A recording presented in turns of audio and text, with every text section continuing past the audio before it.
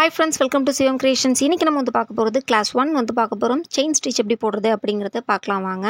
நான் வந்து 2 கலரில் சில்க் த்ரெட் வந்து எடுத்து வச்சுருக்கேன். பட் நீங்கள் ஸ்டார்ட் பண்ணும்போது எந்த த்ரெட்டில் பண்ணுங்கிறத நான் கிளாஸ்லேயே சொல்கிறேன், ஸ்கிப் பண்ணாமல் பாருங்கள். அடுத்தது த்ரெட் நீடில் எடுத்து வச்சுருக்கேன்.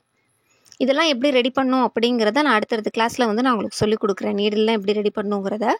அடுத்தது வந்து பார்த்திங்கன்னா 2 த்ரெட்டையும் வந்து நம்ம ஜாயின் பண்ணிவிட்டு, நம்ம நார்மலாக துணி தைக்கிறதுக்கு நூல் கோக்கும்போது ஒரு முடிச்சு போடுவோம் இல்லையா, அது மாதிரி வந்து முடிச்சு போட்டுக்க வேண்டியதான். இது வந்து கொஞ்சம் வளவளப்பாக இருக்கும். அதனால் முடிச்சு வந்து ஒரு 2-3 முடிச்சா சேர்த்து வந்து போட்டுக்கோங்க. இந்த மாதிரி சுற்றி சுற்றி ஒரு 2-3 முடிச்சா வந்து போட்டுட்டு கீழே எக்ஸ்ட்ரா இருக்கிற த்ரெட்டை வந்து கட் பண்ணி விட்டுருங்க. இது போல் கொஞ்சம் எக்ஸ்ட்ரா வந்து த்ரெட்டு இருந்துச்சுன்னா அந்த த்ரெட்டை வந்து நீங்கள் கட் பண்ணி விட்டுருங்க. ஏன்னா வந்து உங்களுக்கு நாட் போடுறப்ப வந்து பார்த்திங்கன்னா அது டிஸ்டர்ப் ஆகக்கூடாது, அதுக்காக தான்.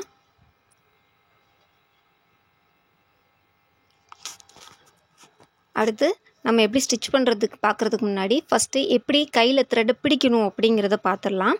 ஃபஸ்ட் நான் இப்போ உங்களுக்கு காமிக்கிறேன் பாருங்கள். உங்களுடைய கட்டை விரல்லையும் நடு விரல்லையும் வந்து நீங்கள் த்ரெட்டை வந்து அழுத்தி பிடிச்சிட்டு உங்களோட ஆள்காட்டி விரலை வந்து த்ரெட்டை ஹோல்ட் பண்ணி வச்சுக்கணும். இது எப்படி செய்கிறதுன்னு காமிக்கிறேன். இது மாதிரி நடு விரலுக்கும் கட்டை விரலுக்கும் நடுவில் பிடிச்சிட்டு ஆள்காட்டி விரலில் இந்த மாதிரி மடக்கி பிடிச்சிக்கோங்க. அவ்வளோதான். திரும்பவும் உங்களுக்கு காமிக்கிறேன். கட்டை விரல்லையும் நடுவிரலையும் அழுத்தி பிடிச்சிக்கிட்டு ஆள்காட்டி விரலில் இப்படி மடக்கி பிடிச்சிக்கிட்டிங்கன்னா உங்களுக்கு கரெக்டாக இருக்கும். இதே பொசிஷனில் தான் நீங்கள் எல்லா த்ரெட்டுமே வந்து ஆரிக்கு போடுறப்ப வந்து நீங்கள் பிடிக்கணும். அடுத்தது இந்த மாதிரி ஒரு பாக்ஸ் மாதிரி எடுத்துகிட்டு அதில் வந்து நீங்கள் போட்டு வச்சிட்டிங்கன்னா உங்களுக்கு த்ரெட்டு வந்து ஒன்றோட ஒன்று சிக்காது. அதனால் இது வந்து உங்களுக்கு ரொம்ப யூஸ்ஃபுல்லாக இருக்கும். ஃபஸ்ட்டு நம்ம ஒரு லைன் வந்து போட்டு காமிக்கிறேன். ஸ்கேல் வச்சு நம்ம வந்து ஒரு லைன் வந்து போட்டுக்கலாம்.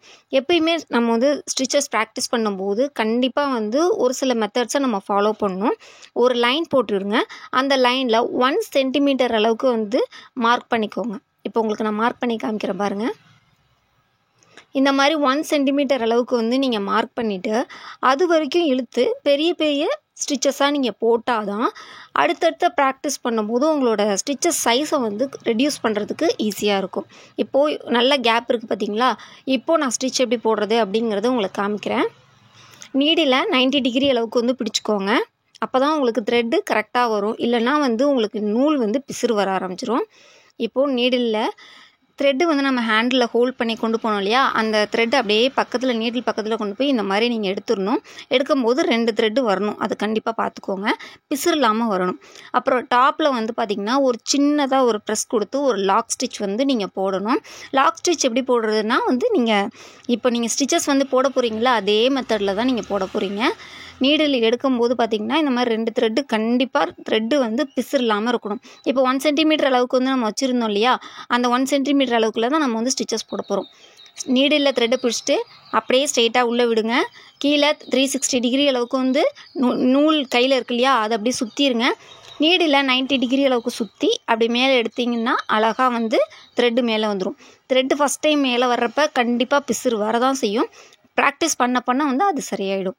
நீடில் உள்ளே விடுங்க. 360 டிகிரி அளவுக்கு த்ரெட்டை வந்து நீடில் சுற்றிட்டு நீடியில் ஒரு 90 டிகிரி அளவுக்கு சுற்றிட்டு நீங்கள் எடுக்கணும். உங்களோட ரைட் ஹேண்ட் சைடுனா ரைட் ஹேண்ட் சைடு, இல்லை லெஃப்ட் ஹேண்ட் சைடுனா லெஃப்ட் ஹேண்ட் சைடு வர மாதிரி வந்து ரொட்டேட் பண்ணி வெளியில் எடுத்துருங்க.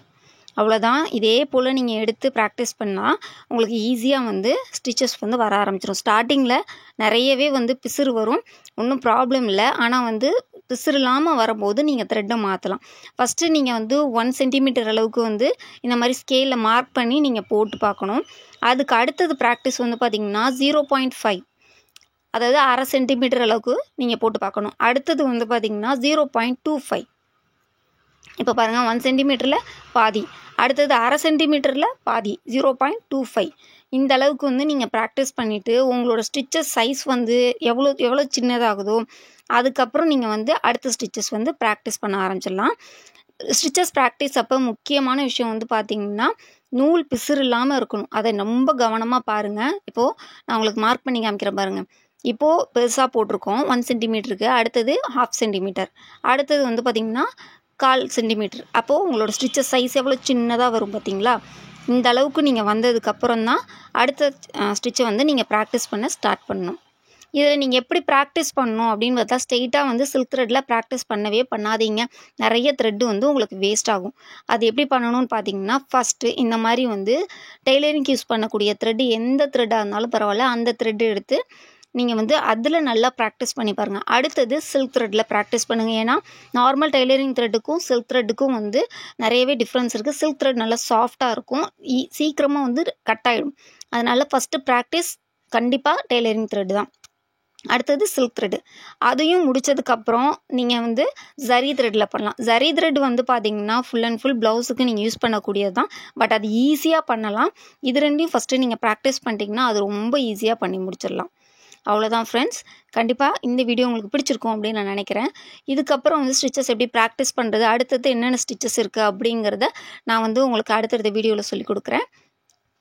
நான் ஆன்லைனில் ஆரி கிளாஸ் வந்து எடுக்கிறேன். நீங்களும் ஒரு ஆரி டிசைனர் ஆகணும் விருப்பப்பட்டீங்கன்னா வந்து மேலே தெரியிற வாட்ஸ்அப் நம்பருக்கு மெசேஜ் பண்ணுங்கள். ஃபர்தராக மற்ற டீட்டெயில்ஸை உங்கள் கூட நான் ஷேர் பண்ணிக்கிறேன். கண்டிப்பாக உங்களுக்கும் வந்து அஃபோர்டபுளான ப்ரைஸில் நான் மெட்டீரியல்ஸும் கொடுக்குறேன், வேணும்னா வாங்கிக்கலாம். அடுத்த வீடியோவில் நம்ம அடுத்த ஸ்டிச் எப்படி போடுறது அப்படிங்கிற பார்க்கலாம். இந்த வீடியோ பிடிச்சிருந்துச்சுன்னா லைக் பண்ணி ஷேர் மறக்காமல் உங்கள் ஃப்ரெண்ட்ஸ் கூட இந்த வீடியோ ஷேர் பண்ணிக்கோங்க. அவங்களுக்கு யூஸ்ஃபுல்லாக இருக்கும். சப்ஸ்கிரைப் பண்ணி சப்போர்ட் பண்ணுங்கள். தேங்க்